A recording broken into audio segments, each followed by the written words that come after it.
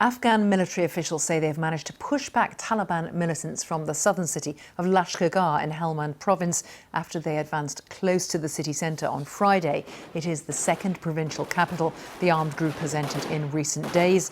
It comes after Afghan security forces, aided by US airstrikes, recaptured a district around the airport in the western city of Herat. Sekunda Kamani has just sent us this update from Kabul. Fighting is taking place in and around a number of Afghan cities. In Lashkar Gah in the southern province of Helmand, Taliban forces came within 1 kilometre of the governor's office right in the centre of the city yesterday before being pushed back.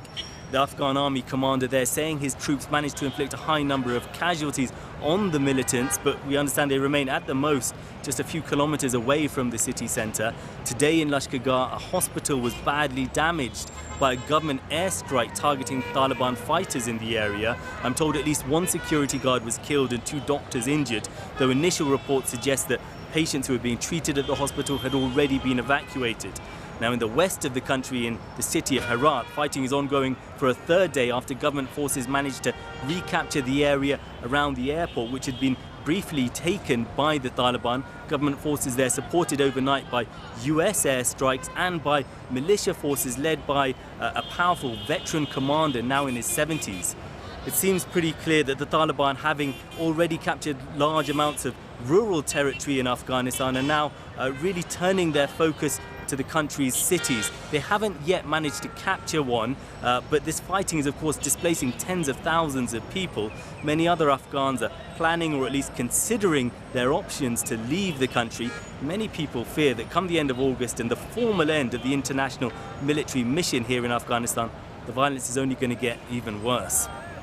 I've been talking to our chief international correspondent, Lise Doucette, who's in Kabul, about who's coordinating the Taliban's military strategy. Many are asking this question. Who is the brilliant military mind behind this strategy?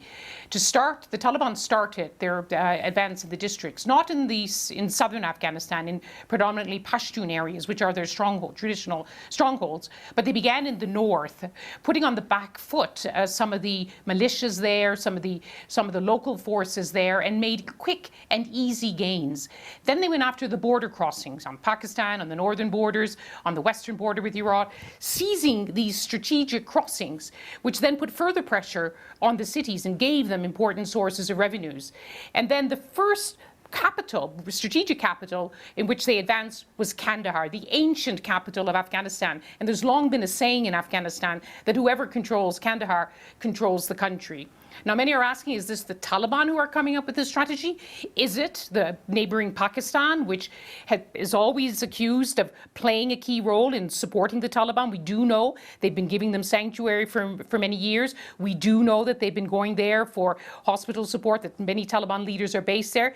Pakistan, of course, says we want a peaceful solution, but there is a growing sense in which someone is behind this strategy, which has really given the Taliban an edge in these early stages of a Taliban advance and Taliban offensive to either give a table or some fear to try to take a military victory. Lise Doucette, let's get